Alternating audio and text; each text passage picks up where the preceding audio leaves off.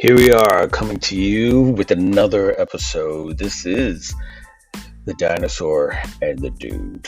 By far, without fail, no contest needed. It is the podcast with the shittiest audio, but the most amazing content you'll find in the world. Brought to you with love and kindness, brevity and amazement that only two people can find as we shoot the shit as we do in a conversation with ourselves that we happen to share and let you eavesdrop on. Here we are with another episode. Thanks for listening. Enjoy.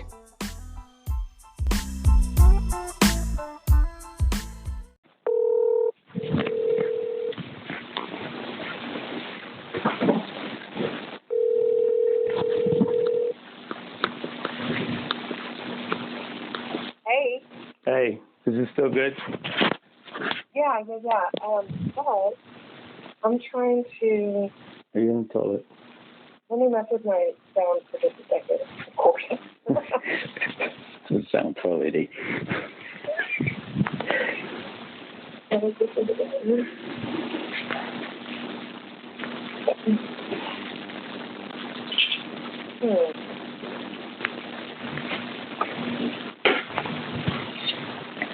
Okay, say something. Hey, how are you? Hope you're feeling better. I am feeling better. Why is it feeling flat? Because that's what you like. don't know what to say to that. I don't know what to say to that. I was like, because, I mean, it's a good thing though, right? I mean, I know you like those, right? You like twats. I think you should switch that to dick. I really think you should. I think that's more appropriate. I think that's way more appropriate. Ugh, I don't like that twat. I'm on my computer. That's why I answered the call. Oh. But I'm trying to. I don't know.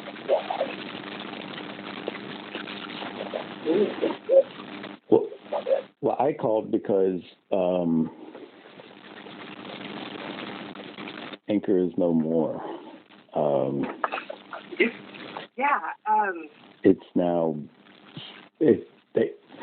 I don't understand. I don't know who's in marketing for Spotify, but it made no sense to me. It's like when companies do a name or brand shift, that's sort of all it is the definition. It doesn't make sense to me. It's like Anchor was cool, but now it's Spotify for podcasters. That seems a little long. I don't understand that. That's like going in the grocery store and saying, "Here's Apple, and here's apples for kids." You could get. Aren't these the same apples? Yeah, but these are for kids. Right? These are apples for kids. Exactly. So yeah, it's. Are you recording right now? Yeah, but I'm not doing it through the. Right. Because I started using the new app, and it was. I don't think it's done yet. With the app? Yeah. Oh, it's been like on for 20 minutes. So yeah, I'm sure it's not done yet. Yeah, right. It is. There's definite upgrades to make. Yeah, so trying to wrangle that fucking name. Right. So I was just like, I tried it a couple of times. I was like, you know what? It's already been a long night. It's already been a long fucking night. That's good though, because here's the thing. I was in the office and I'm on my phone. But it's been a day. Mm-hmm. So I think I'm just gonna talk to you on the phone while I go out and smoke a bowl. Hey, that's great. And this is a good segue into our hijacked sponsor of this episode. Speaking of high. Of the Dinosaur and the Dude. Welcome everybody. It's me, the dude. She's the dinosaur. That's me. And we're cracking out a new episode of the podcast that has the shittiest audio but the most amazing content. And, you know, we're starting it off correct. We don't even have a home now. Yeah, well, we do, but it's... I got to go through the living room, and I'm on my scooter, so if I fall and die, then... Okay, at least we all heard it. And stop doing podcasts. So I mean, did kind of... It's such a... We're in a weird point in our relationship. We'll just say it that way. So, yeah. I'm almost there. Hold on. So, yeah. It's hard getting around on the scooter. No. I remember the last time you were using the scooter, and it was fantastic. So, yeah. We've known each other for a decade or more. Yeah. So. Well, the last thing I told everyone was that you have a platypus tickle. And that's why you were away. So now that you're back, I'm glad you're back. Glad you're back and feeling better to the point that, you know, we're with our sponsor here.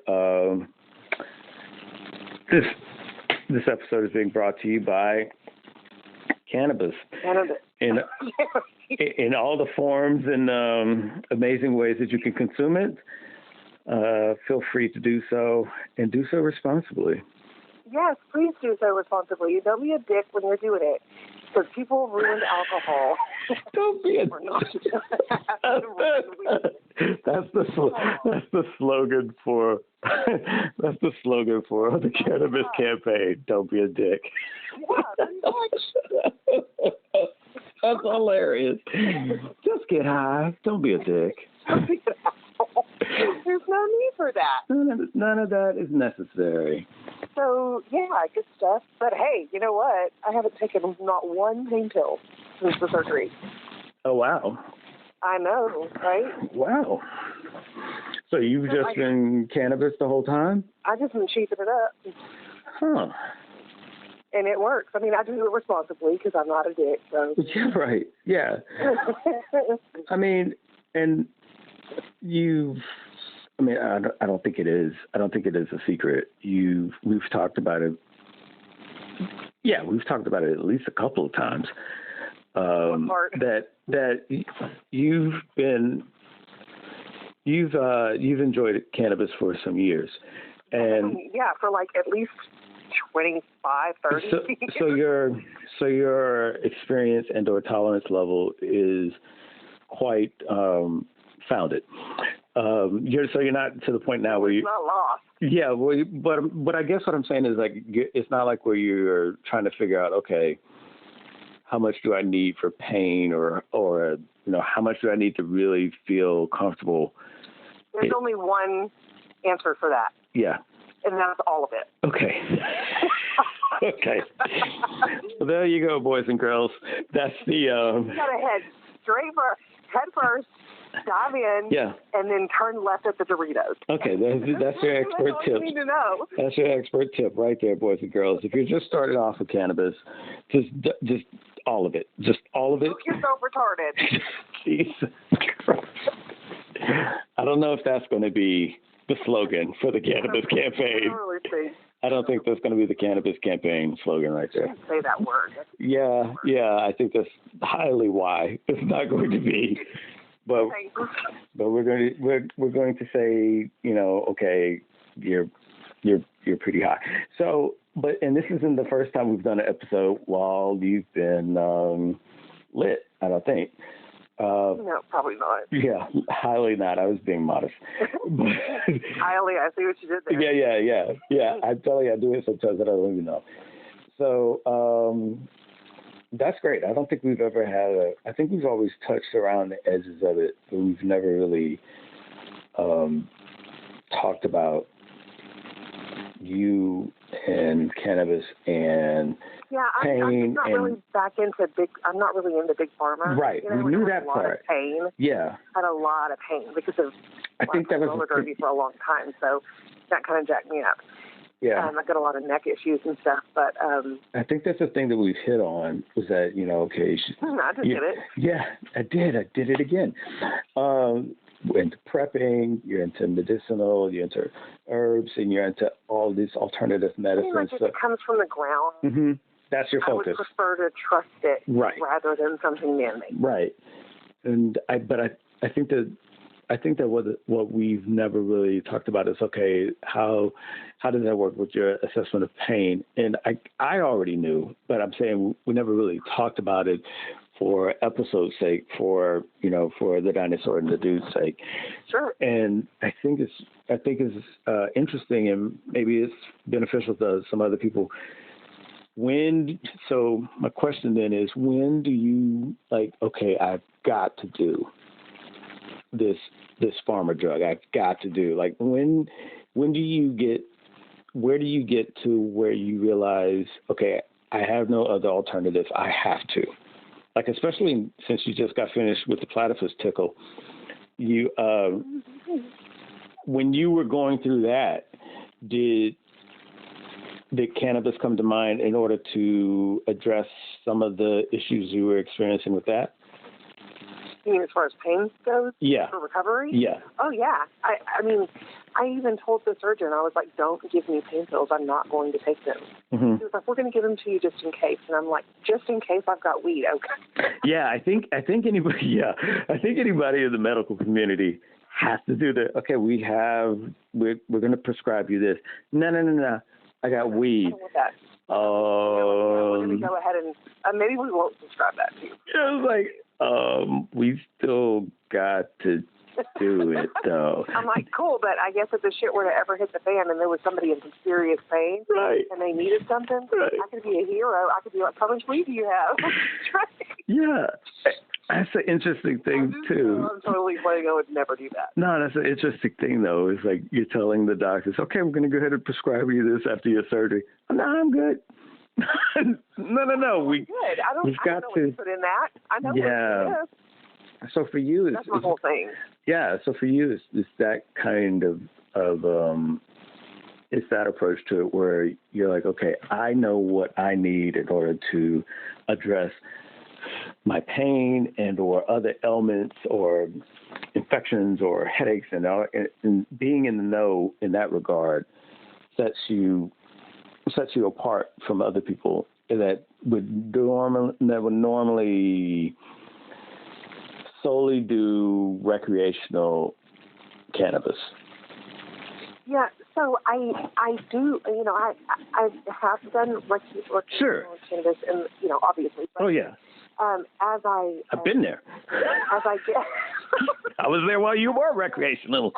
I was also recreational. But because I don't like to drink, and I think that whenever I drink, I lose control. And for me, in my experience, drinking alcohol has always ended in poor decisions. Yeah. And I don't want to live that kind of life. Yeah. And I know that some people would go, well, marijuana is a poor decision. And I'm like, okay, bye. Yeah. I don't know what to tell people. I'm like, you're either fit or you're not, and if you don't, that's okay. That's cool, Have your alcohol, but please don't drive. Because if an emergency were to come up and I smoked weed, I can drive like a motherfucker off of weed, but I don't like to. If I'm slammed, if I'm drunk, there's no way I could drive. I'm terrified of driving drunk. Yeah, I think that a lot of times when people get to the point where they have done both alcohol and weed or some sort of cannabis, they end up started realizing, okay, I'm far more functional than the other. Hang on just a second for me. This damn scooter. Thank you. Okay. So on one, if you do both, not at the same time, but if you do both one night and one the other, you end up realizing I'm way more functional on one more so than the other, and functional in the sense of not a hazard. Are you fucked up? Yes, but there's a different fucked up versus the other kind where you're almost non-functional. You can't function correctly or control yourself. Yeah. Or really be aware enough to where you can be safe. Yeah, I think that that's the big thing that a lot of other people that I've talked to can really figure out for themselves, like, okay, this is good for me, this isn't. And for a lot of people, alcohol is just sort of like it's a bad turn. And unfortunately, they get to the point where they get out of hand so quick. so quickly. And then it can kill you if you drink enough. Yeah. If you smoke too much, it's not going to kill you. It's going to make you sleepy. Or it's going to make you really fucking hungry and then sleepy. Yeah. And then I know some people have adverse effects with cannabis. Some people are allergic to it. Some people don't like the level of paranoia that they get from it. And I think that has to do with different strains too, because sometimes I get super paranoid. Right. But the different strains do it. Go to bed, girl. Yeah, right. He's like, there's nobody outside. We are taking your way. We're taking you to bed. No one's outside all your windows. All your windows? That's no. And Alexa don't give a fuck, okay? She's not listening either. Yeah, right. Nobody's caring about you that much. No. No, it's an interesting thing. 'Cause I know you're really big. I am too. I'm really big on as being as natural as possible. I don't think I have gotten way more that way. Since I don't think I've gotten older. See, I've always been interested in it throughout life. I just didn't know how to access it. And I feel like that's a thing for a lot of people. I feel like a lot of people don't really know, like they grew up knowing certain things passed down to them by other people that knew so much of what they knew. But then, like, if you grow up in a very and I'm using the word correctly with an H and not this bullshit that people do with the WH. If you grow up in a very holistic family. Oh my God, do they do that? Yeah, people do that. Oh, the AWH with the holistic? Yeah, when people are saying... that's probably as stupid as the person I saw on TikTok who said that she was excited because she invented a flat taco. I'm like, bitch, that's a tostada. No, it's like when people say, hey, let's approach this new business holistically. Yeah, let's look at it holistically. Yeah, that's the WHOL. It kind of makes sense that way, but not whenever you're talking about your health. And it's not even a real word. Stop it, people. Anyway, if you grow up in a family and or environments, small farming communities and whatnot, and they are very holistic. You already know these things. You already know about dandelions. You already know about certain herbs. So I think it's very interesting because for me, I was always like, okay, how did people survive before aspirin? What the fuck? Right. What the we fuck? do not need to be dependent on anybody. Yeah, and then so you start to see these different things. And a lot of I was always interested in the spin. I was always interested in, like, certain things. Why is this dandelion called a weed when it actually helps people? Right. What? And then you're like, oh, that's a spin that somebody's putting on it in order for nobody to not use it. And then it's like, okay, why is all this other stuff that you can mix? And why is that literally called witchcraft? What is on with that? And then you start looking at it, it's like, whoa, so if you mix these two things together, it actually helps your skin? Oh, wow. Or you can go to herbalist or like herbal crafting. Right. But people that don't like it or want to put that spin on it, they say that it's like witchcraft. Yeah, it's witchcraft. I don't have an altar or anything. I mean, what the hell is that? I mean, but not saying there's any. I mean, you do you. If that's what you want to do, if you're comfortable with it, then fine. Yeah. But I'm not. I don't need to pray to some into the ear, whatever, demon or to the princess of the planet or whatever. I mean, not unless they give you those rings, and then like on Captain Planet, if you get rings, they're cool, except for heart. Fuck heart. So again, though, this as all of our episodes of the podcast is for entertainment education and subject to being real life stories with altered to be for the benefit of protecting the identity of people so we don't get sued and or accountable for any murders that we talk about. Nobody's got time for looking up statute of limitations. Nobody's got that time. Fuck that. Right. We also should probably say that you and we're not a master of fucking English. No, we don't absolutely know. not. We are so ignorant, and absolutely that's why we're just spitting at the mouth. Yeah. Hell, I believe this. I believe this is succubus that comes and takes my shirt off at night. I don't fucking know, but you believe what? I wake up, and this is totally going down another path. Sorry, people. We'll get back. I'm here for it. We'll get back to the herbalism for the rest of you. But let's decide. Let's just take this. Yes. Let's pull off to the side in this little rest part right here.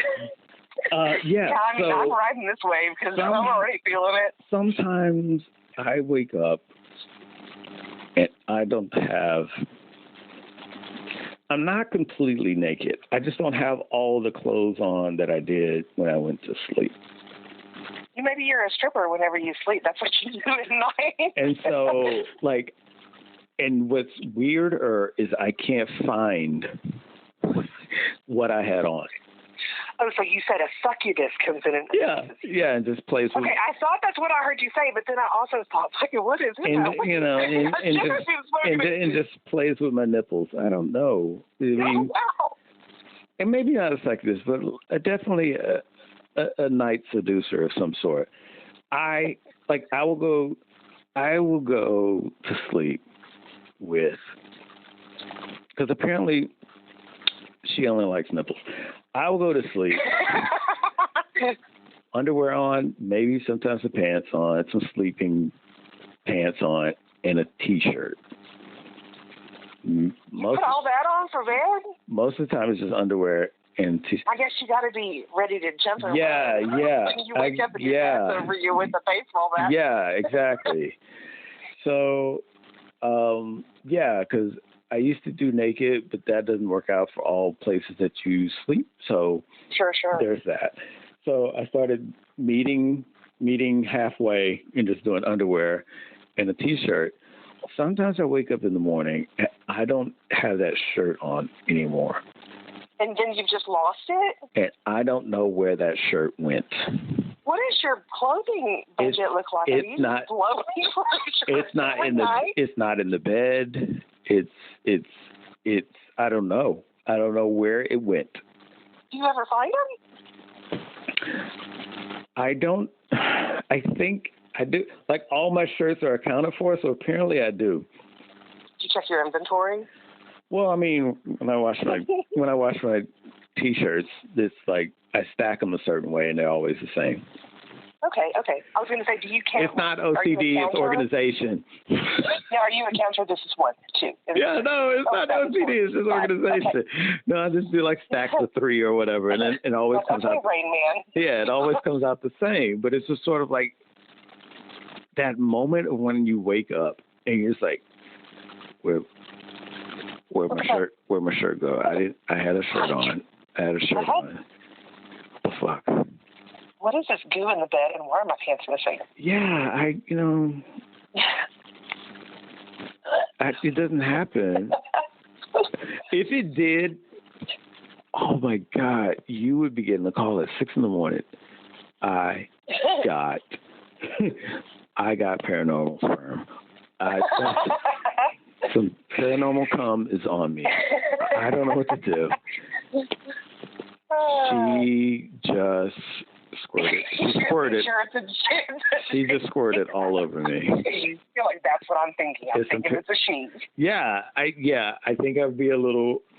I don't know. What you so daft? I mean, I would be a little. I would have to have a little process. Different. Yeah, I'd have to process a little bit if it was male, just straight up. Or anything other than a gender, like it could just identify as ectoplasm. Yeah, like that one movie, Ghost, whatever it was.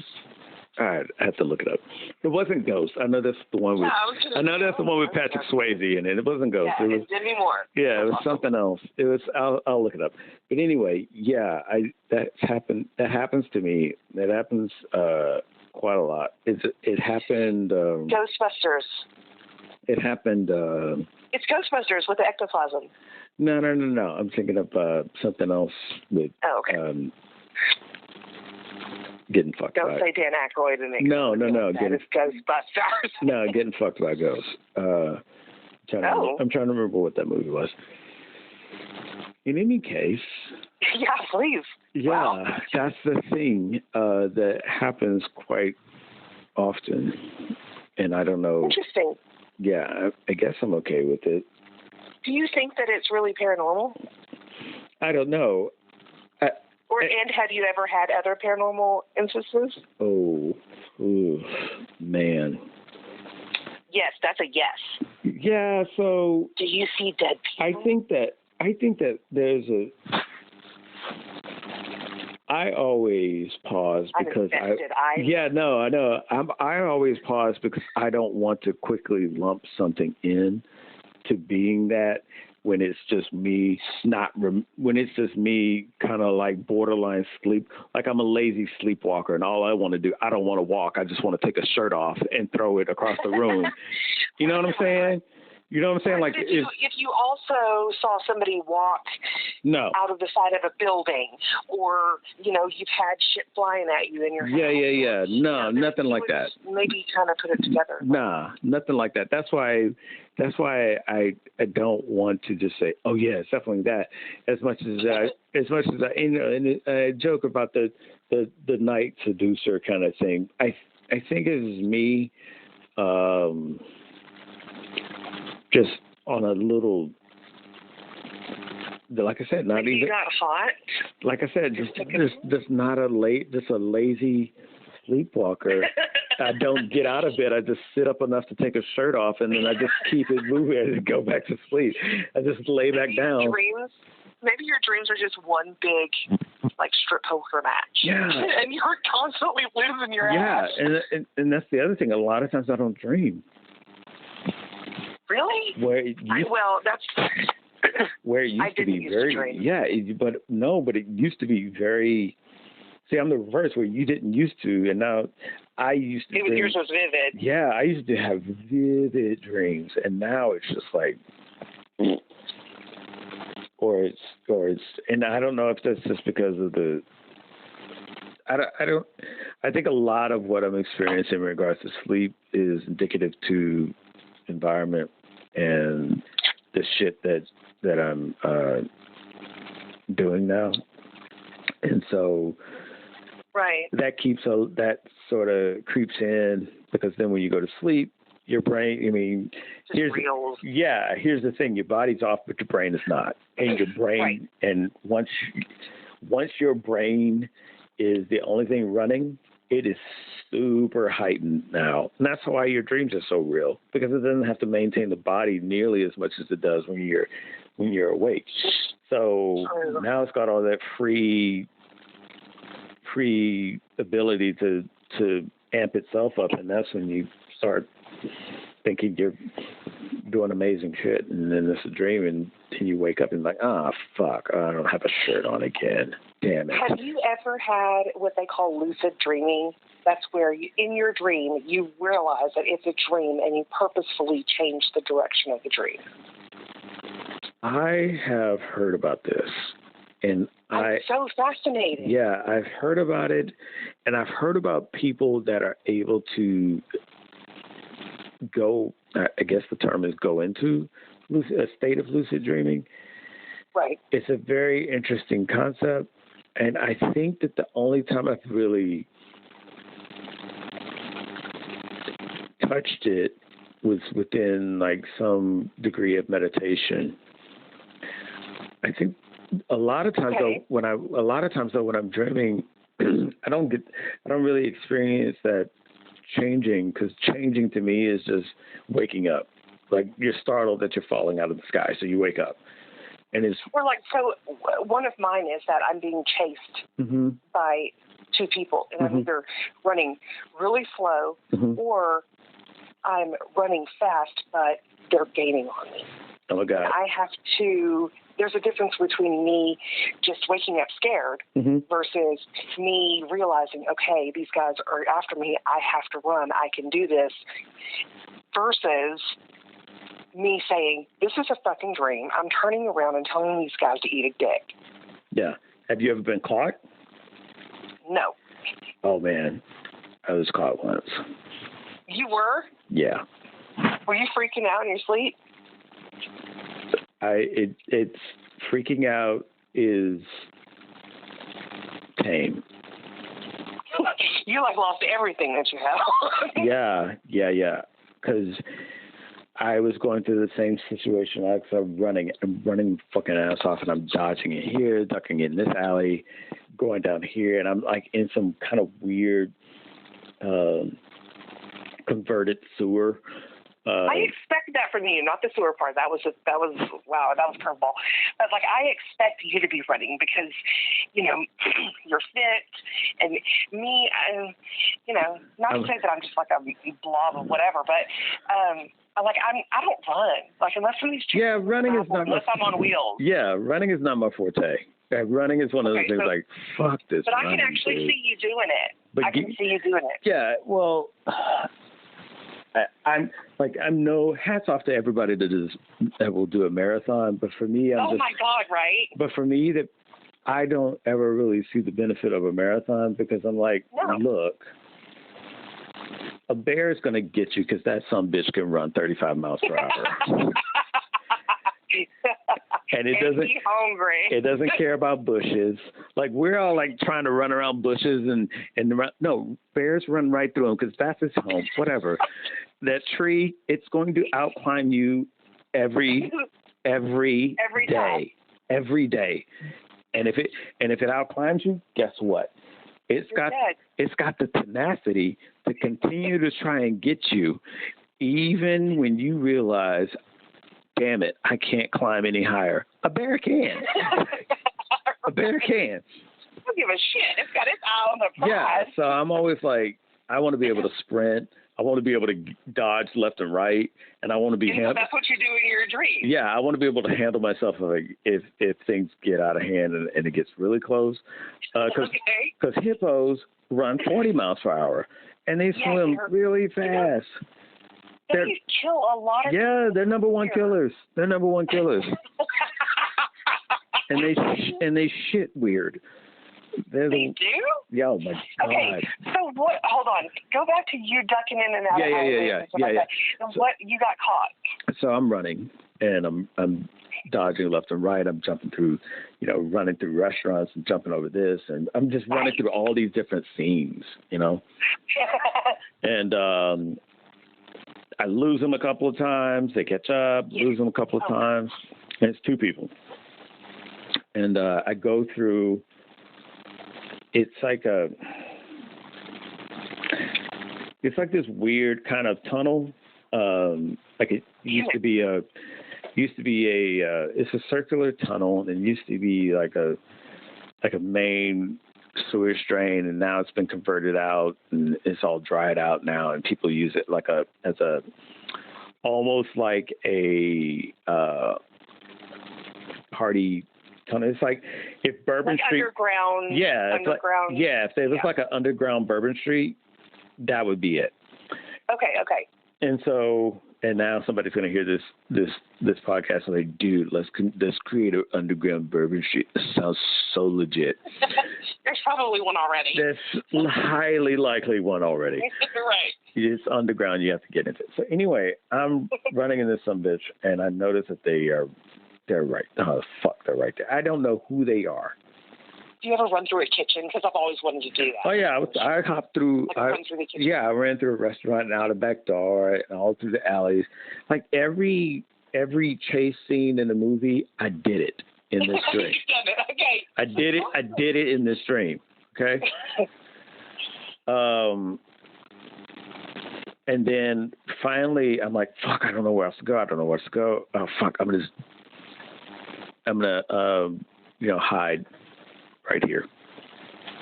So I get behind some shit. I get behind a bunch of boxes and stuff in the tunnel, and I was just gonna stay still and close my eyes. I'm hiding.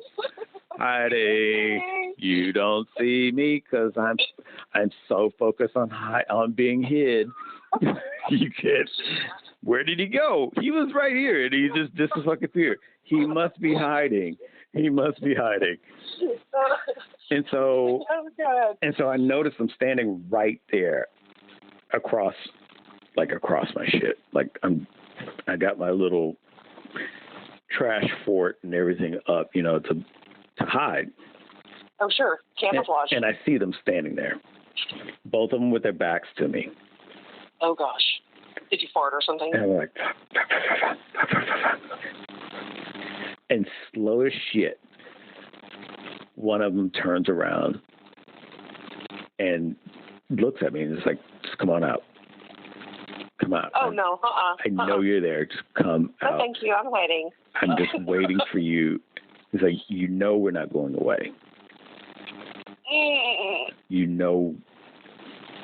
This is going to happen, and you're not getting away from me. And that, listeners, is how you wet the bed. Because I would shit myself. And then the other one moves all the trash and everything away. Oh. And they fucking shoot me. Oh, no! I get shot. Oh. And then you wake up after that, right? Nope. Or do you, rise from the dead? Nope. Technically, yeah, I do. And so then, as I'm laying there shot, he squats down, looks at me, and is like,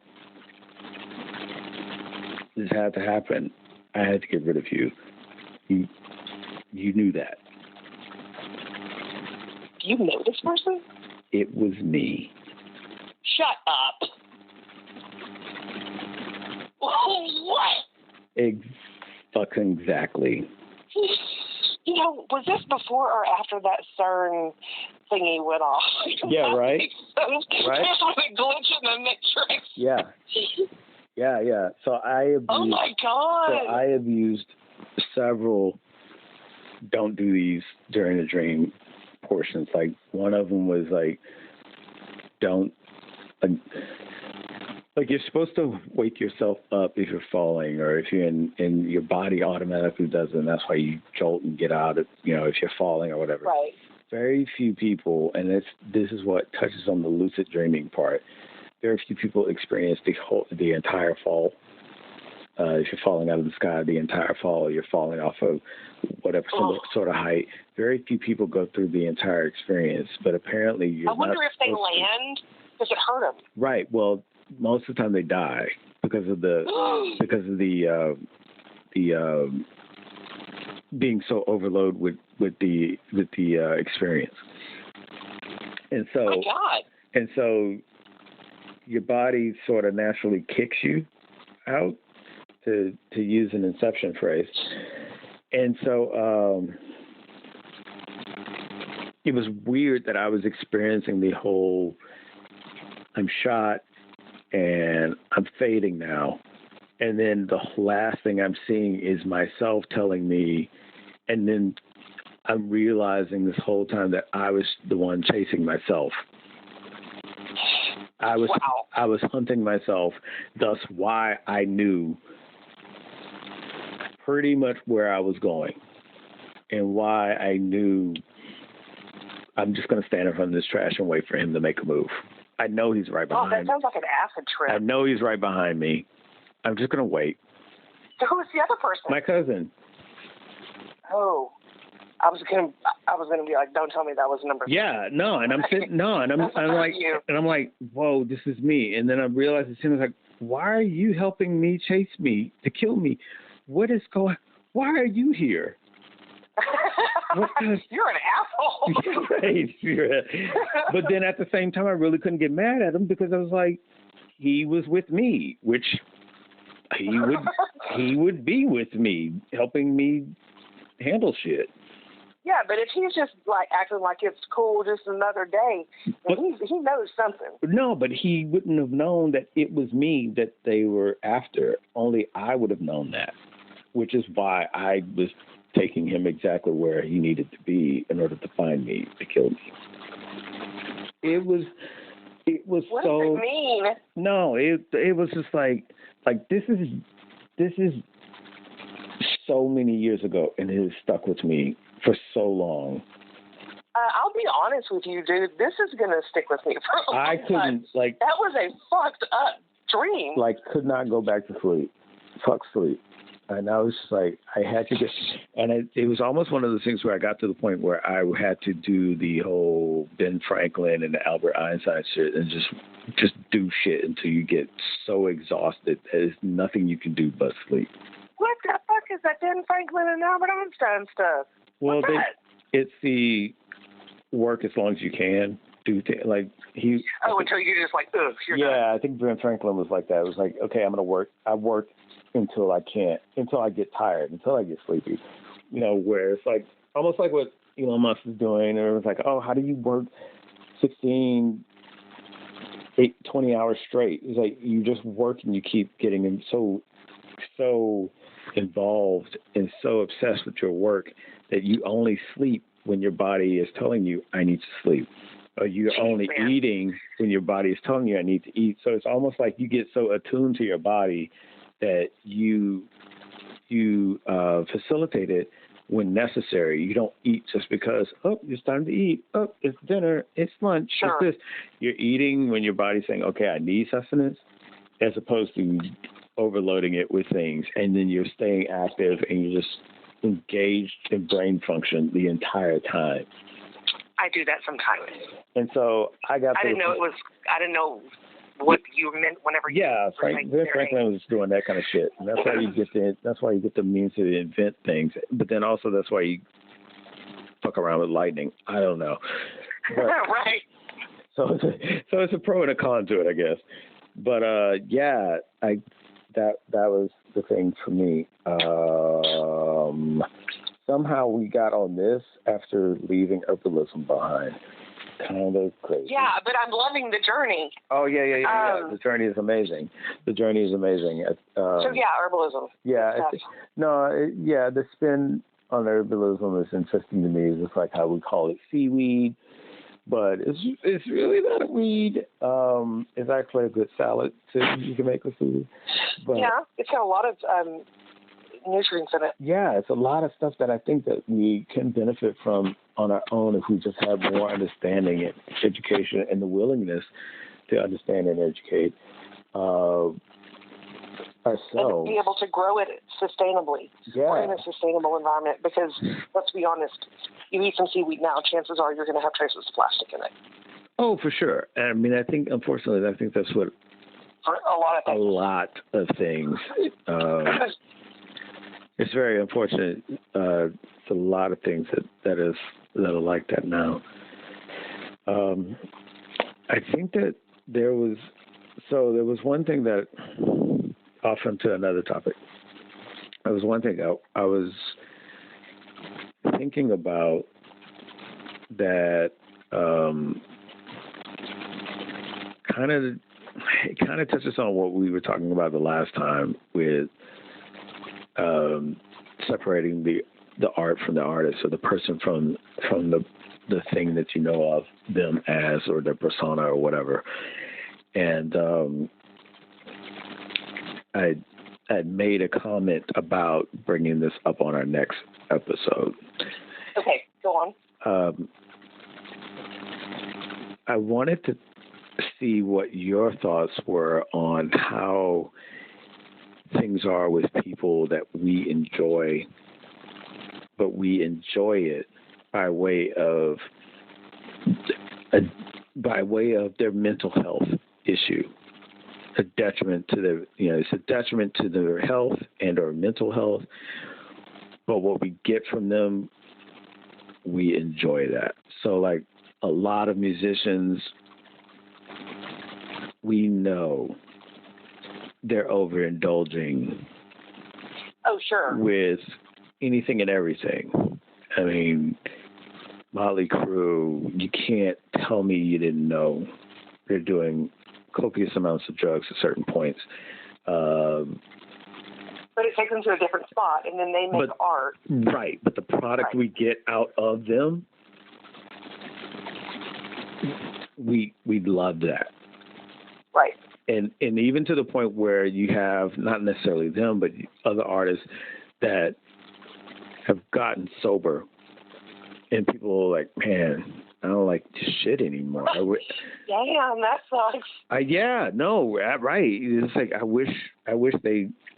Like they're telling me my whole life drugs are bad, drugs are bad, drugs are bad. I start doing drugs, and I'm told, okay, no, you have to stop, and I stop, and then the whole love of my life, which is my art, my product, it's what I make, right, is shit. Yeah, now it's different. Is that bad? Yeah, now it's different. It's same you, but now that you're clean,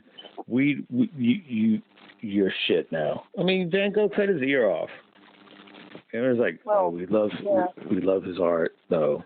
It's like, wait, the dude was going through some shit. Yeah, but I mean, right. I mean, have you seen this painting though? It's like, okay, we get it. You're going through some stuff, but hey, I commissioned you for this art, though. That's true, but also in a kind of a weird way, it connects also with things like in sporting events that goes wrong. Like for instance, Tyson biting off that guy's ear. Yeah. They were there for the fight. They wanted to see some carnage. Well, they got carnage, and then they're offended. Yeah, I think that's the thing. It's like we talked about last time. People get caught up in that persona, and they want that. That's what they know of you. Now, is there some stuff going on in the background that makes you get to the point that you have that level of aggression? Absolutely. Sure. But nobody wants to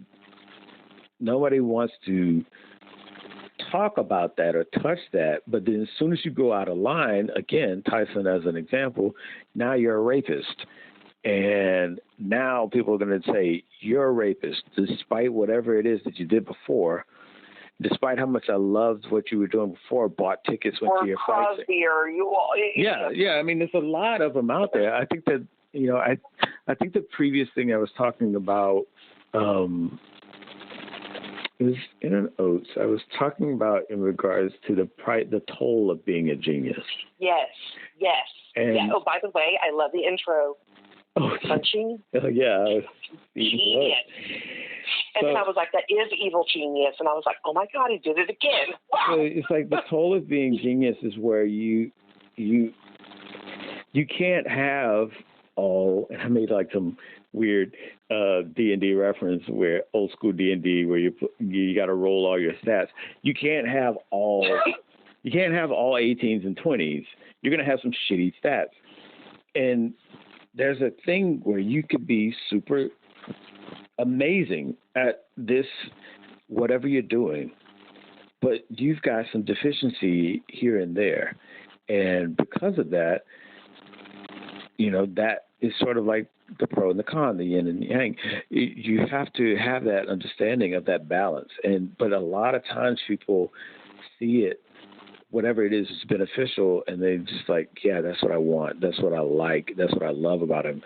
All this other stuff, that's for a therapist. That's for somebody else. But keep doing this shit that I like. Sweeping it under the rug. Yeah, but when it gets out of hand, and it gets really ugly, then it becomes the evil genius. Then and I made the comment in regards to Kanye. I cannot refute it. I cannot lie about it at all. Kanye's early shit, I had that shit played up loud. I thought very, very, very, very layered in regards to what he was doing. Now though, what the fuck? But at the same, I don't listen to his stuff now. Yeah, but at the same time, people are already knowing. Yeah, he's got to take these meds. Yeah, he's got these mental issues. Yeah, he's got this, that, and the other. And they were just sort of like, he'll figure it out. And it's sort of like this person's on their own discovery on how to deal with their own mental issues and whether they're going to do it or not. And then people are like saying, yeah, you get him on drugs. He doesn't like the meds. He gets off. And you can tell how people are like,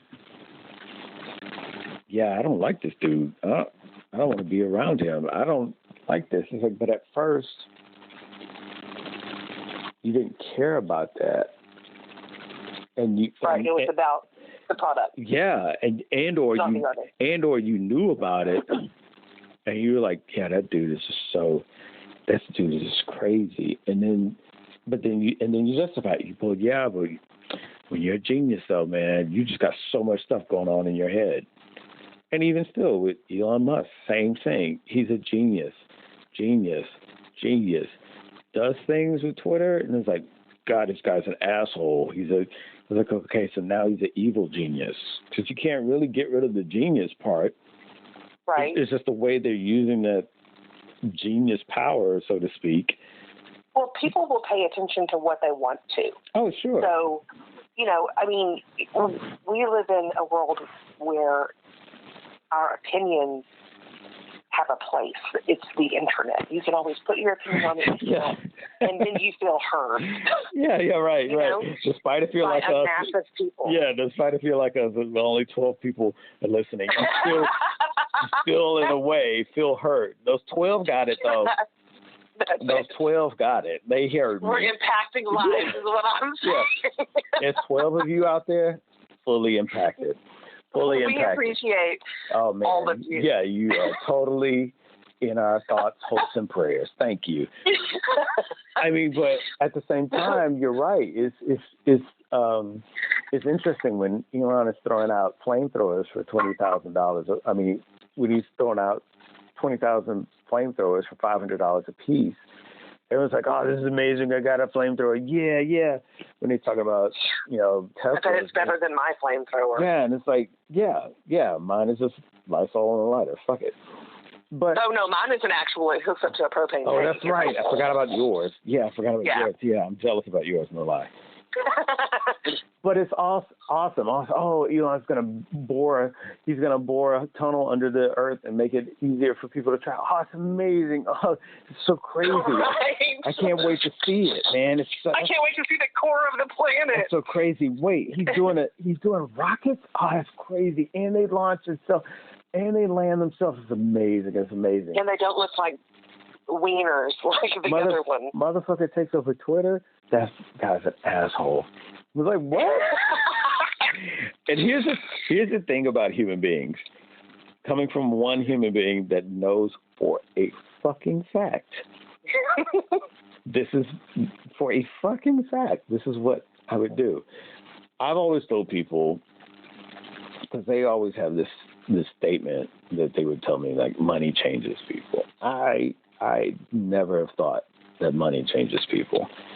I always looked at it as people are tied to the circumstances that they are able to function in.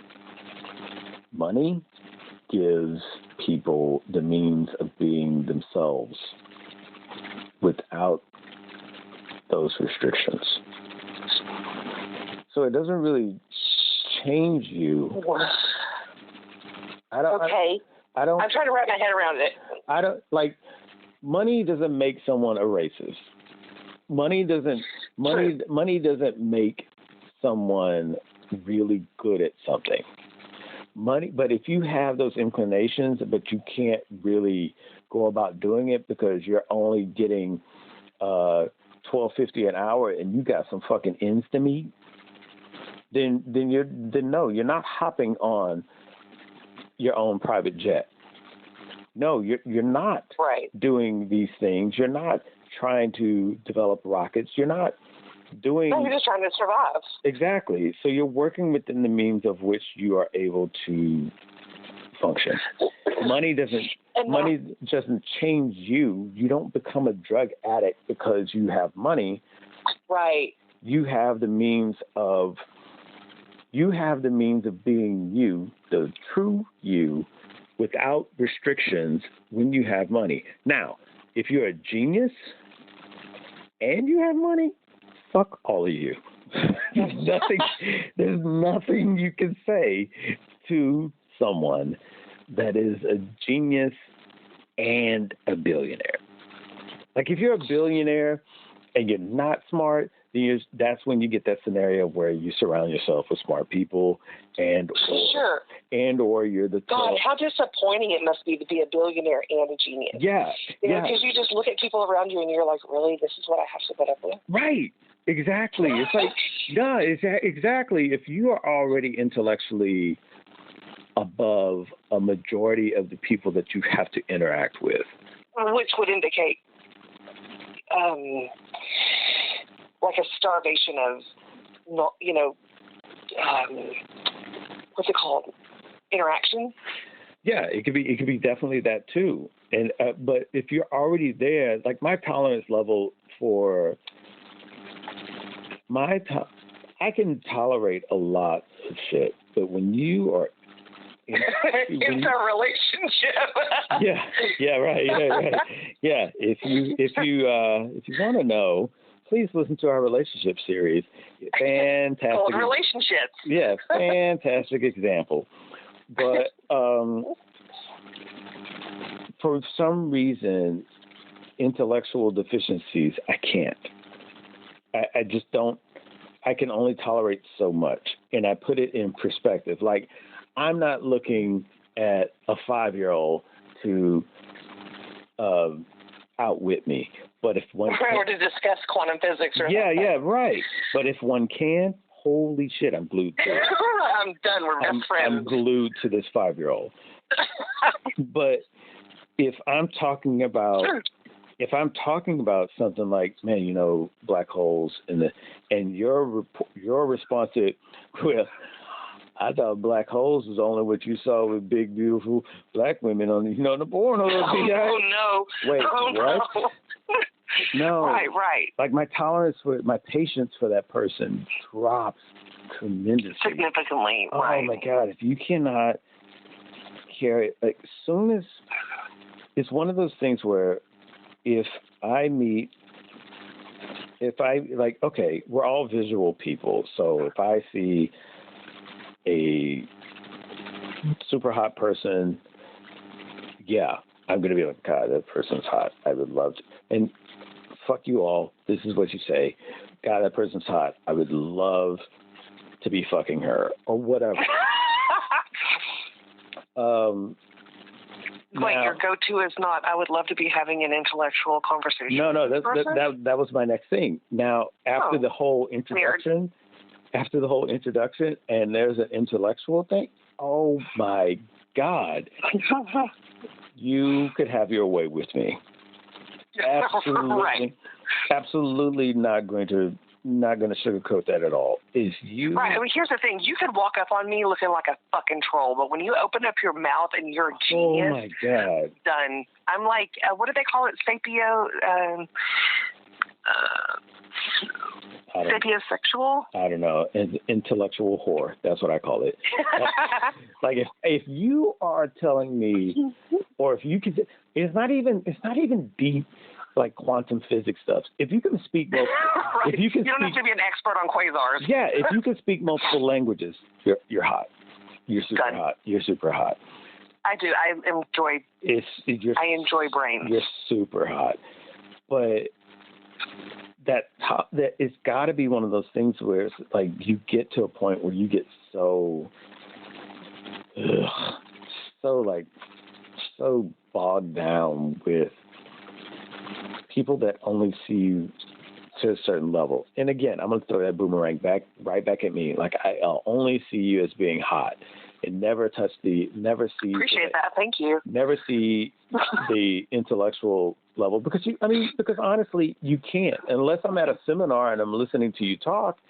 I can't see it on the outskirts. Outside. When I'm looking at you across a room, no, I don't have supersonic hearing where I can hear you across the room. I have to engage with you, and if I engage, and it's like, now the reverse is true too. You could be super hot, and you say, hey, all I like to do is rub duck bellies.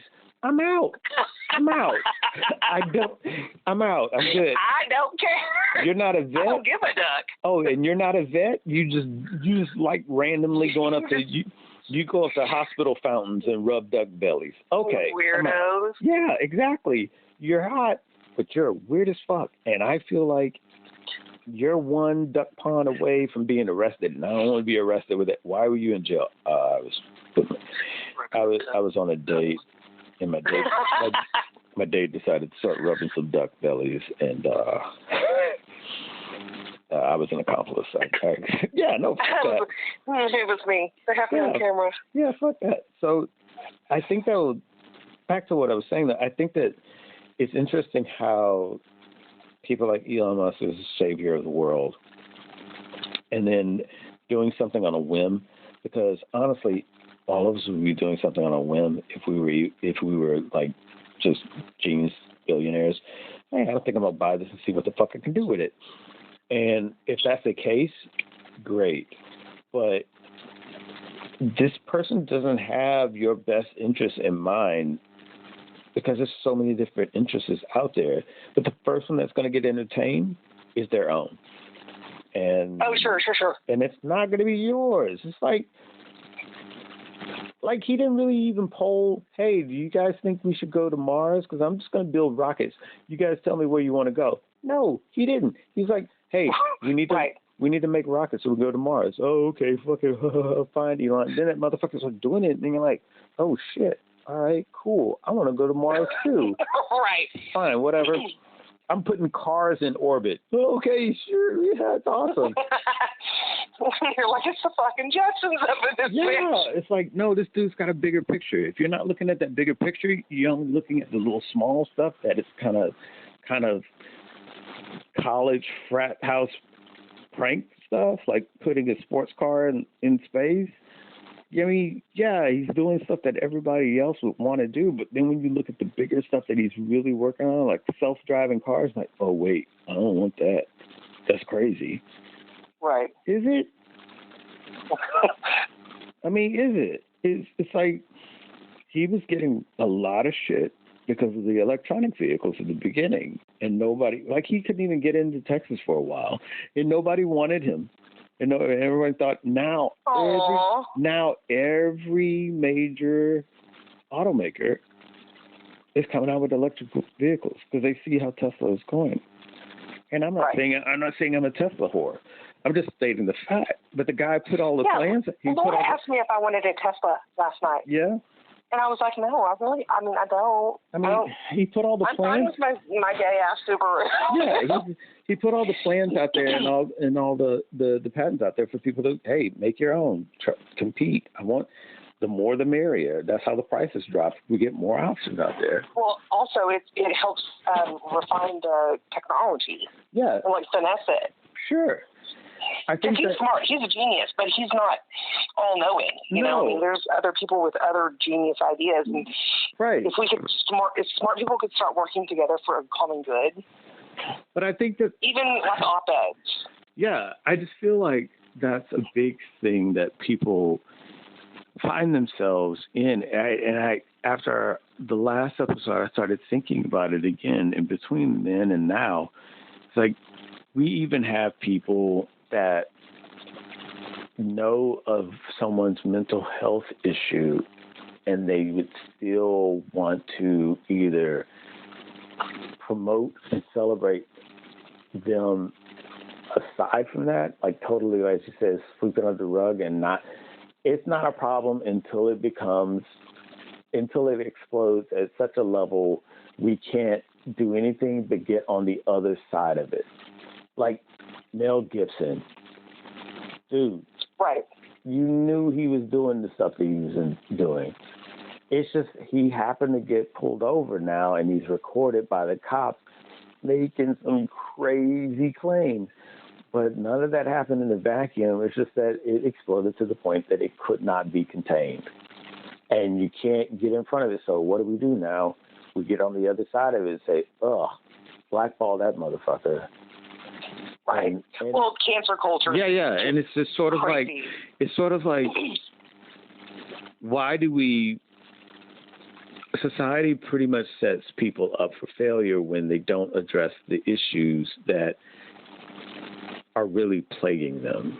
And sure, if they're genius, and sure, if they're awesome, and they're producing great films or music or paintings or inventions, but you know already that they are going through some really dark shit. Dennis Rodman going through some really at some dark point shit. It's an exploitation. You know, maybe not. Yeah, you're right.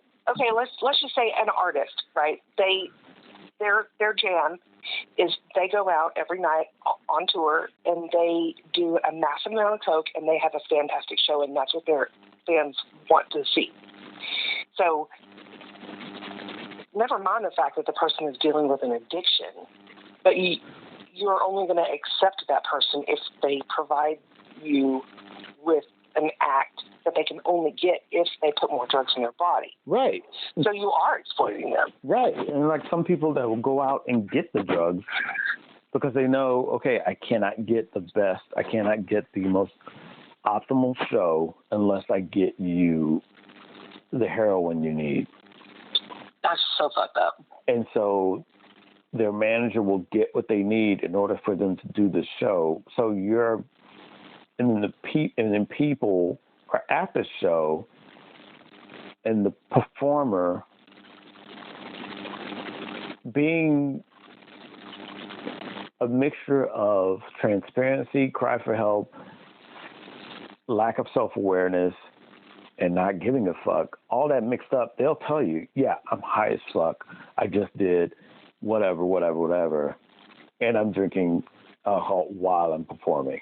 So everybody else is in the know, but man, it's such an awesome performance.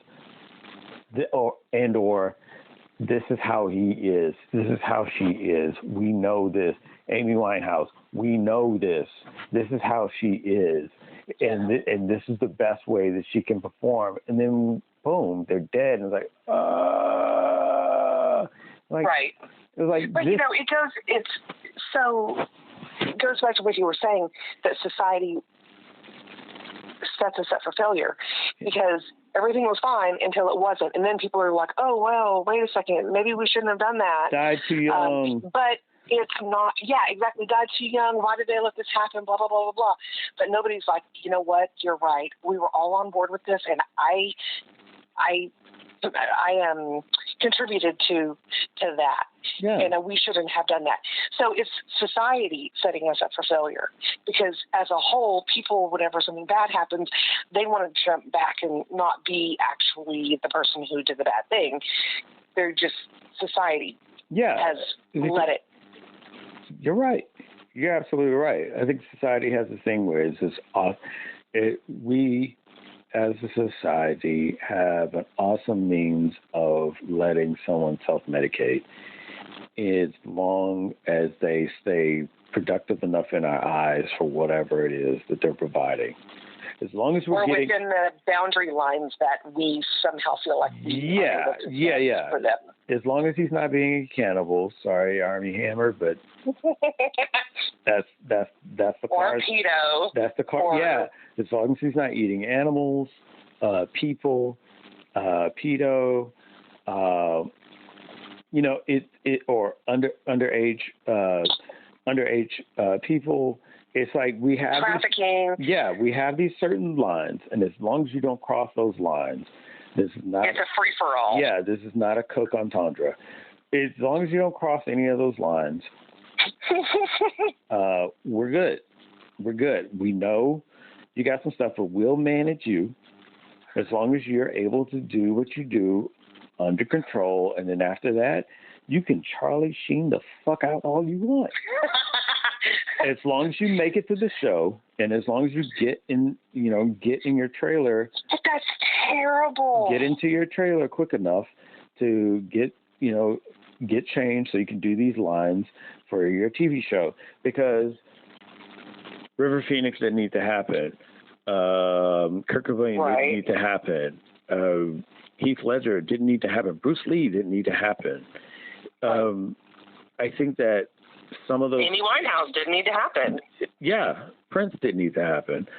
And, you know, Michael Jackson didn't need to happen. I think, though, that you have these things. Whitney Houston didn't need to happen. Yeah, yeah. It's like a lot of those things that, you know, a lot of people get on me about this, but it's true. It is absolutely true. Michael Jackson. It is true. Michael Jackson didn't start on propofol with Conrad Murray. You don't just overnight do the amount that he was doing. Correct. The fact is still the same. He was being enabled somewhere along the line. He was being enabled all the line. Yeah. There, people are like, "Oh no, I'm not part of that. I don't want any part of it." Well, right. Oh, boo him. I mean, it's like soon as he really, because y'all promoted it. Yeah. Much. As soon as it happened, it was like Conrad Murray killed him. It's like, okay, Conrad Murray was the only doctor that he could find at that time that was signing that stuff over, because all the other doctors backed out. Because it's pharma. He was the new doctor. Pharma's bad. Well, he was the new doctor because the other one left. And so you got, hey, Conrad, can you sign off on this propofol and all these other things? I need to sleep. Okay, yeah, sure, Michael. And, yeah, but at the end of the day, they got to point a finger at somebody, and just volunteer himself as tribute. I mean, sure, absolutely. But it's easy to point the finger when it's somebody that... It's easy to point the finger when there is someone that is there. And he was there on the scene. Now, Heath Ledger, well, that's an overdose on his part. What's his name? Bob Saget. That's something on his part. But fuck all that we know. But fuck all of y'all. Robin Williams. I mean, there's certain things that certain people know in regards to what people's lives are and what they're going through, and it's not just all about drugs. Because with him it was about mental health. Yeah, it was a degree of dementia, and but he. I don't know how many interviews and I don't know how many things in which Robin Williams was talking about depression, talking about these dark places he was in and going to. And everyone was like, yeah, but, those were in interviews and in discussions, but it was like, this movie is awesome. When is it going to be a Miss Doubtfire 2? Like, right.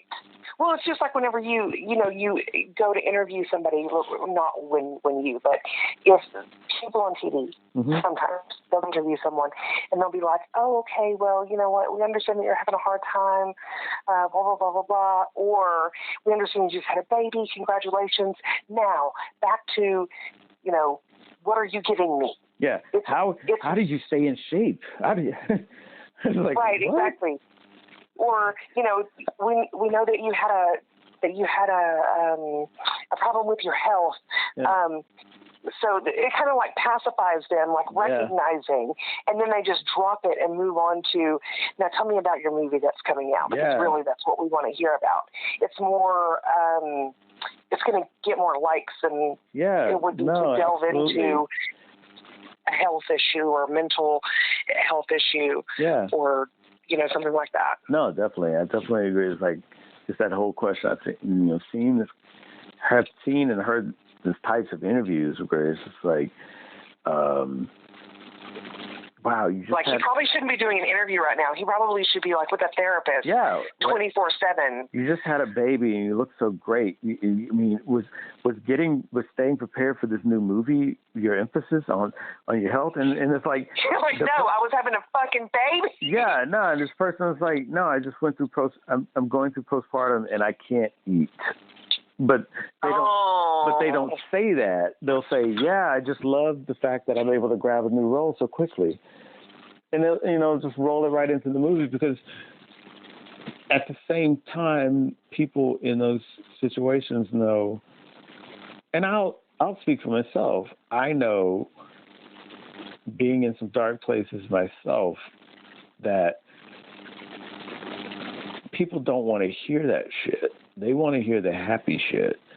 Right. They want. Well, and you get paid to sell your product. Yeah. You don't get paid to sell your feeling. But even still, even without stuff, even without products, just again speaking just for myself, even without products, people don't want to invest time into another person to really just be there for them. Yeah, very few people do. They really, like, they want to just hear the, what are you doing, and how's this, that, and the other, that you're, what's going to happen tonight? I don't want to go out. It's surface. Why? It's surface stuff. Why you don't want to go out? You being a little punk? You being a bitch. Okay, fine, fuck it. Stay at home, whatever. I'm going to go do this. Okay, cool, whatever. And in the meantime, you're like, yeah, you're not even wanting to engage other than that. So why the fuck, why hope to rely on you on that level? And it's an interesting thing, and it's one of those where I wanted to get your take on it, because I just find it very interesting that we come and I say we, because regardless if I want to be or not, I'm kind of looped in with the society no matter what. We all are. Yeah, but I try my best to do the opposite and be there for people, be aware enough to catch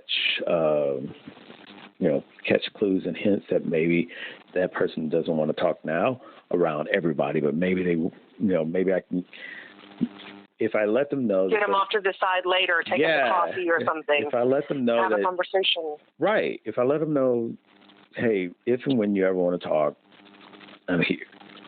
I think that. Well, not only that, but I mean, as a person who is empathetic, mm-hmm. you might be able to tell that, okay, there is something going on with this person. They need a safe spot. Yeah.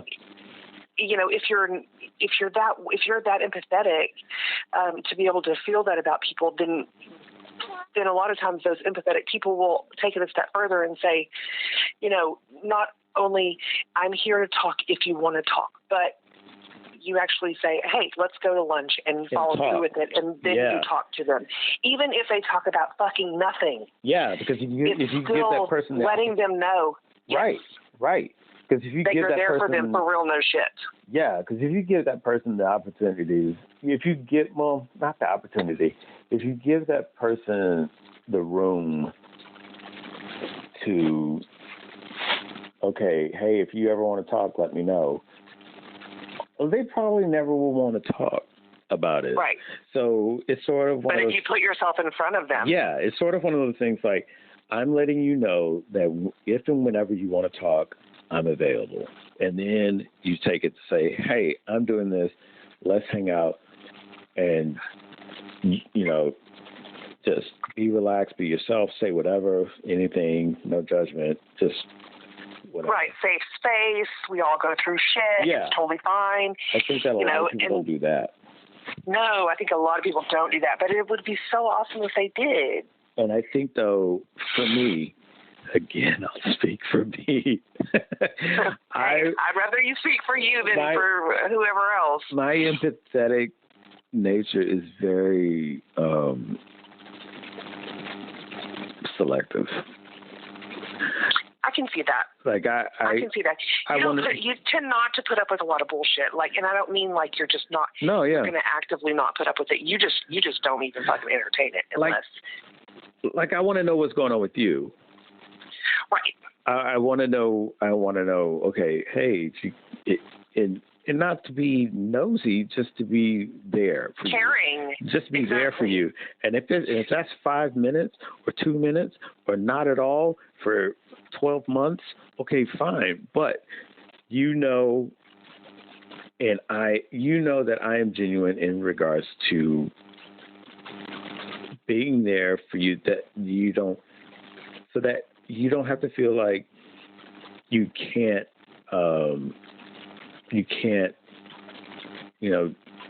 just vent to somebody or talk to somebody or somebody that's not even involved. Sometimes that's all you need to do. Exactly. And sometimes it's better to have somebody that isn't involved. Exactly.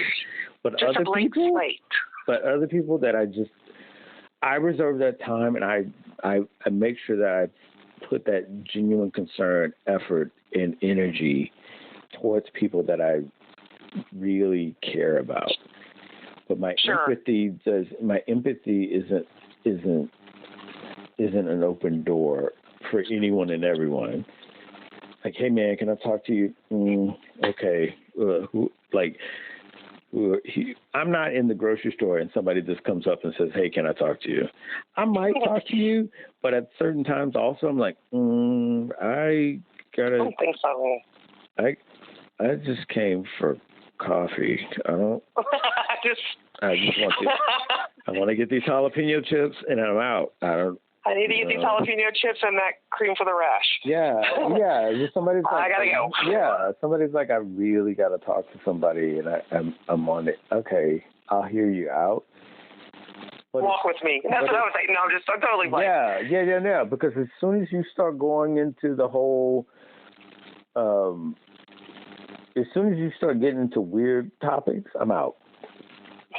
I'm out. Look, I can't. But then it's risk versus. I don't mean to say risk versus reward, but you are taking a risk whenever you talk to somebody that you don't know, because it could be as simple as you talk to them and you go, you know what, I'm sorry to hear that. I'm glad that you were able to talk to somebody. Yeah. I hope that you can get some help. Versus them saying, I have a knife and I'm fixing to kill myself right now, and then before you know it, you're on the line with crisis hotline, and you've got the paramedics coming, and then you've got to be there for a police report, and the whole bit. I mean, it runs the gamut. It could be a toss-up. You have no idea really where this person is. No, you're absolutely right. Yeah, I think if you so start, it's about risk. If you start talking to me, and you really got to talk to me, and then it turns into. So if you just got some money to change or something that could help me out, no, I'm out. I don't have any money. I don't believe in money. My currency is whispers and macaroni. Fuck off.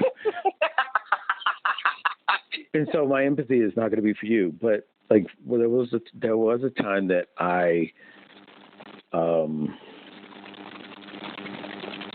saved the guy from going to federal prison.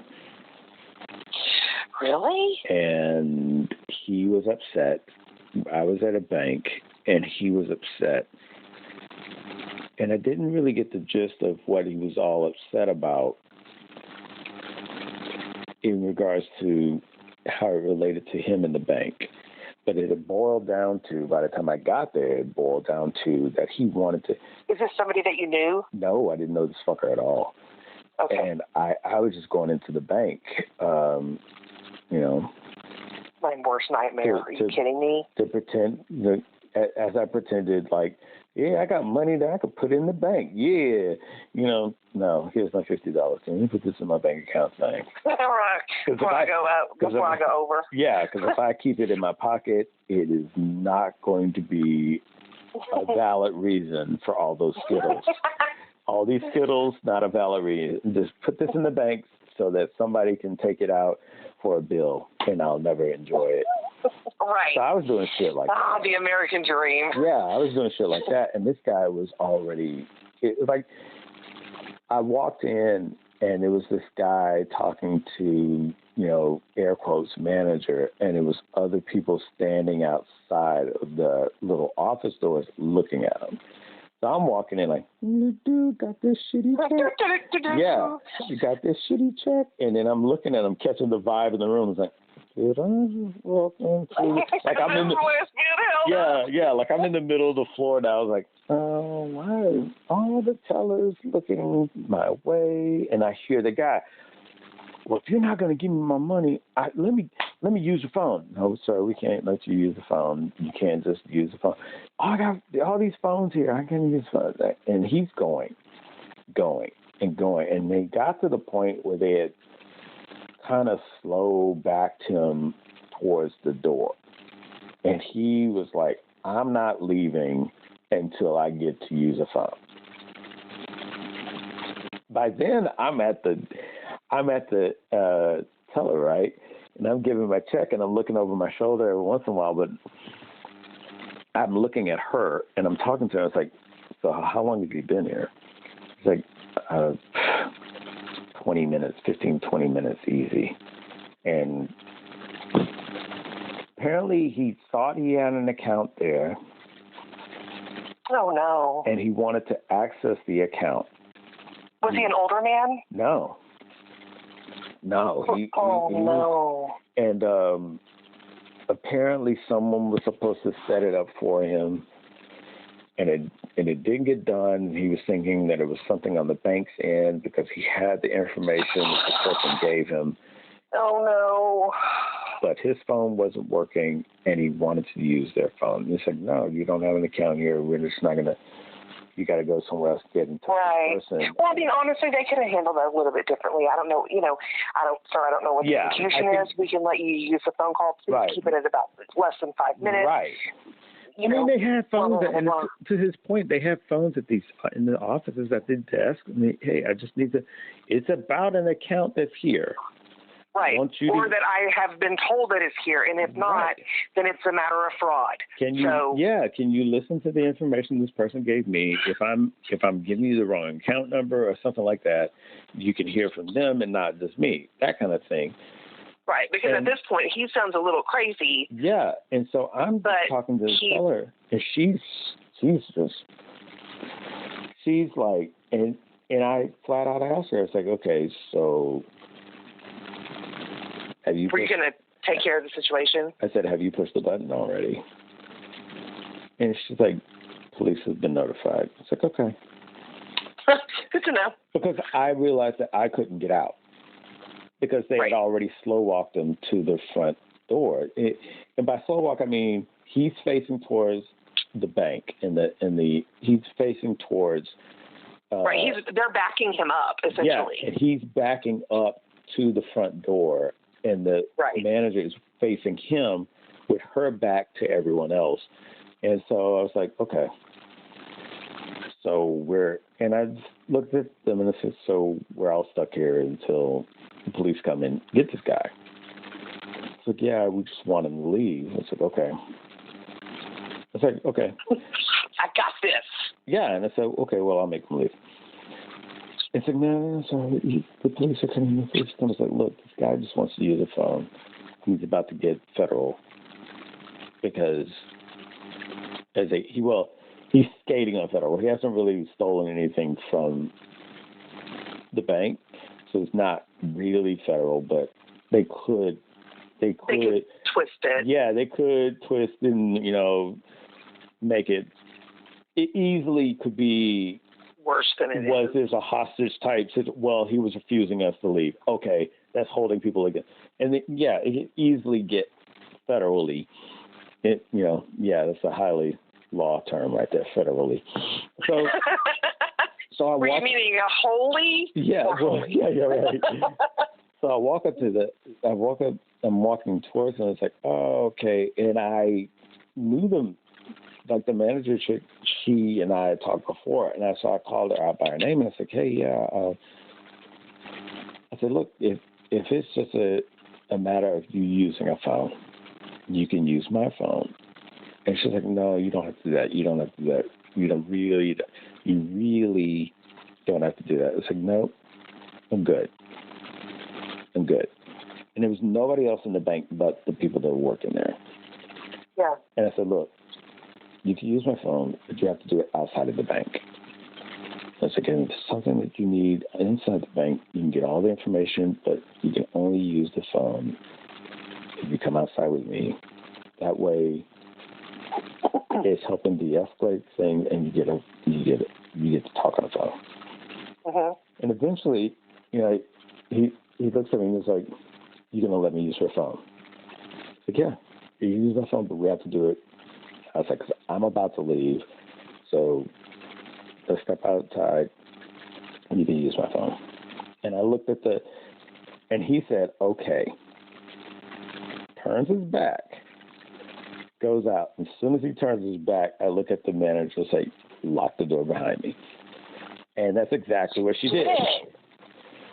She locks the door. Hero, man. She locks the door behind me, and I'm like, yeah, that plan worked. And now I'm like, fuck, if he is about that's how I lost a kidney. Right. If this dude turns around with a fucking machete and goes to town, the police are not here yet. So, and all I'm doing is holding my phone. And so, good job. Yeah, and so she's looking at me like, she's like mouthing, you don't have to do this. Don't. And I'm just like a made-for-TV movie. Yeah, right? I'm so in the zone at that moment. I'm like, no, lock the door. And like I'm mouthing back to her, it's okay. It's okay. Lock the door. Did they give you like free fees for like they didn't give me shit. Period of time? They didn't give me shit. I want to close my account now to this day. Assholes. You can only guess the bank. You can only guess the bank. So I'm outside now with this dude, clearly having mental health issues, right? But he'd already gotten pegged as a nuisance, as someone I don't want to listen to, as someone I don't want to try and resolve anything with. I've exhausted all means of trying to logically interact with this person. Now I'm just going to call the cops and have them hauled away, which is a lot of what happened to people that have mental health issues, but they just get caught up in the system and they never get treated. They never get heard or recognized. There's only so much that some people that people can take. Yeah, well, but everybody's tolerances are different. Right, but I'm just saying, it's easy. It's not even a slippery slope. It's just a fucking hard drop. When you have a mental health issue, you get thrown in that category. Oh, yeah. And as soon as that happens, you have all these deficiencies that no one really has the means, time, desire, or any kind of want to try to understand, not even to do it, just to understand how or why or what it is that you need to be addressing with this particular person in this mental. I mean, this guy was just getting super agitated because he, in his head, right or wrong, he got information about coming to this bank because there was something for him that he could access and his money was there. Clearly he got agitated because they're saying, none of that exists. What do you mean it doesn't exist? Well, it doesn't. You need to go back home. And it's like, I can't. I just walked here. So I'm outside with this dude, and he's like, you really going to let me use your phone? And, of course, the bank's not being subtle now. Clink, clink, the locks are off. Clink, clink, clink. And everyone's just standing there in the middle of the room like looking at you through the window. Yeah. And it's like, any moment now, the police are going to come. And I was like, look, you can use my phone. And he reaches his hand out. He's like, okay, let me. I was like, nah, man, I don't know you. I was like, look, I'm just telling you straight up. I don't know you. I will put it on speaker. You tell me what to dial, and I will dial. Sure. But I'm not giving you my phone. I think you can use it. So I'm going to hold on to it. And so sure enough, dialed it. The person never answered. It went to voicemail.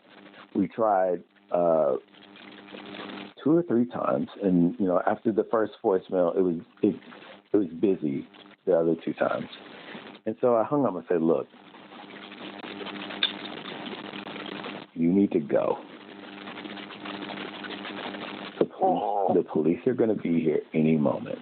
And unless you want to be arrested, because that's what's going to happen, and you get arrested, you're going to jail at best. That's like, I don't know if you have any priors, but doing this to a bank isn't going to help you in any capacity. So I'm not saying you can't show your ass, just don't show your ass at a bank. Right. So for me, I was like, we tried your phone call, didn't work out, but their phone call to the police did work out, and they're on their way.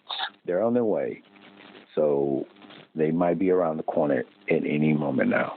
you need to go ahead and leave while you can. Like, I'm just telling you that because I don't want to see you have to go to jail because you just got really hyped up. I mean, as soon as he was using the phone, super calm dude, he kept saying, thank you. I really appreciate this. Well, probably because he felt hurt. No one was wanting me to let me use the phone. They got phones in there all over the place, and nobody was wanting to let me use a phone. I don't know why they didn't want me to use a phone. He was super thankful, super calm, nice dude. You know, left a message. Can we please try again? Yeah, man. Say, hey, that's just hit and redial. We can do that. After the third time, though, I told him, look, I dial again, but you need to get out of here. You're going to get arrested. Right. There's no pat slaps on the wrist here. You're going to get arrested. Dang. So look at you being a hero. So he ends up leaving, right? And that whole thing. And then the police came and they saw you outside the bank, and then they came and took your ass down. Is that what happened? Yeah. So the whole thing with you got free gifts and everything. So dude leaves. Of course, everybody in the bank sees him because all glass windows and whatnot. All right. Click, click, click. Door opens, and it's almost like when the guy is coming to the house to sell, trash bags or some weird. Hey, we got wholesale industrial trash bags for sale. That I'm going through the neighborhood to. Like what? Yeah, I'm in the neighborhood. I have a window washing business, and I'd love to wash your windows. And so you know how people like open the door like a little crack, and they just that's what the bank did to me. So is he gone? Yeah, he's gone. So are you okay? Yeah, I'm good. Good. You good? You're looking like you're freaking out. Oh my God, you are. And I'm the one shitting my pants. You're literally clutching your pearls, ma'am. Calm it down.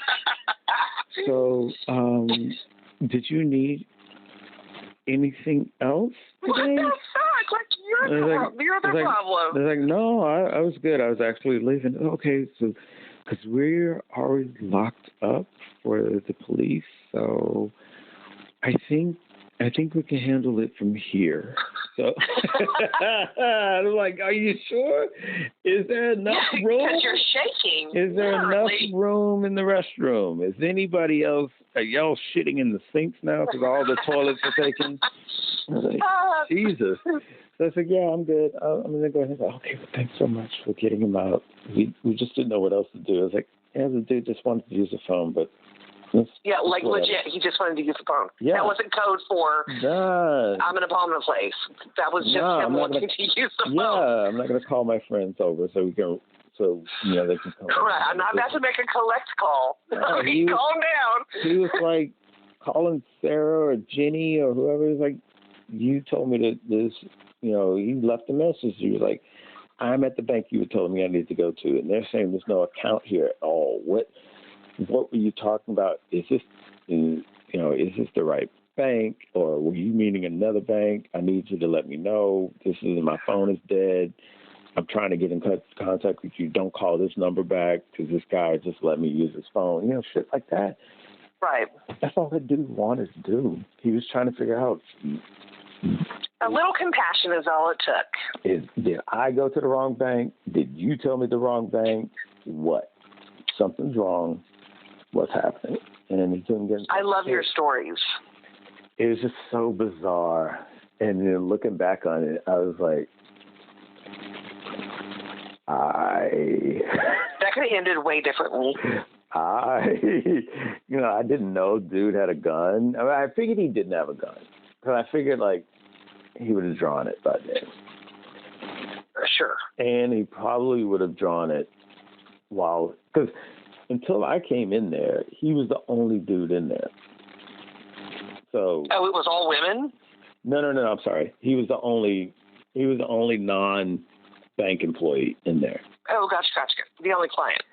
So it's like, perfect time to lock the door and hold the place up. You're the only one in there. You don't have anyone else to deal with. Contend with, right? Yeah, and then I came in and I'm like, okay, so I'm assuming dude didn't have a gun, but did he have a machete in that jacket? Likely, because in my head, it's not a knife; it's a machete. It's a fucking. Yeah, we're chopping off limbs. Yeah, it's a Viking sword. Yeah, we're chopping off limbs with each swing. So no, that was it. I mean. No, that was it. No, that was great. They should make a movie about that. Yeah. It's like, and the title of the movie is "Can I Use Your Phone?" Yeah, he just needed a phone. Yeah, just need a phone. All right, you need to get relaxed, super relaxed. I mean, you are now. You've had a good amount of weed, but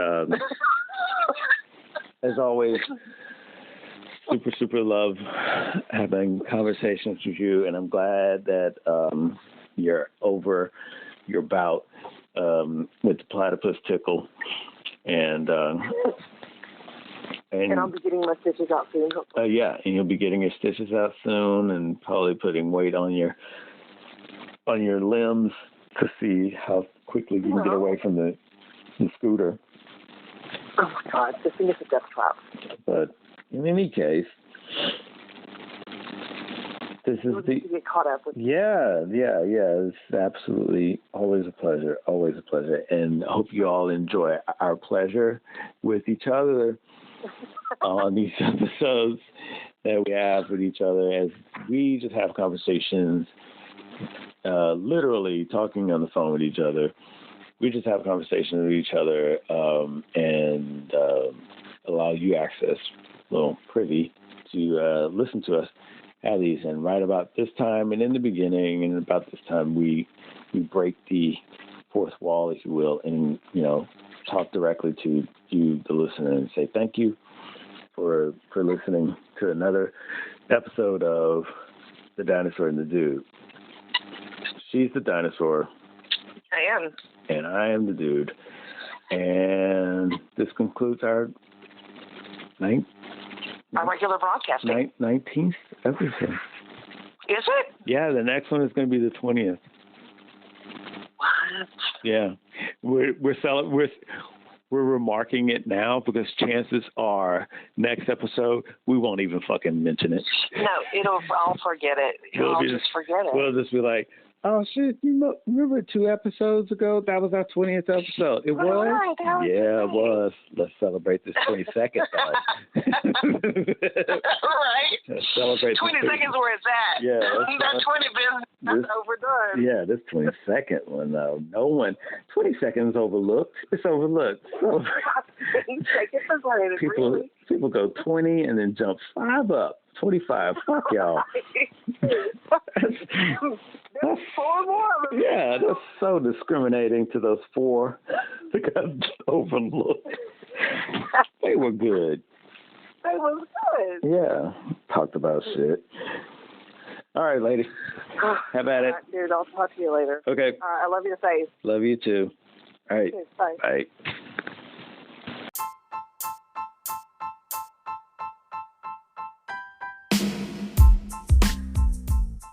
Okay, everyone, thanks for sticking around. Thanks for listening. Thanks for giving us your ears. And hopefully you enjoyed our back and forth banter and you'll come back for more. We're going to hopefully we'll have other guests on in the future. But for right now, it's the 2 of us doing what we do best. Again, The Dinosaur the Dude, hoping you enjoy each and every episode that we bring to you. And again, have a great time. Have a great day, night, evening, wherever you are. And look forward to putting out a new episode for you all to enjoy. All right. Take care.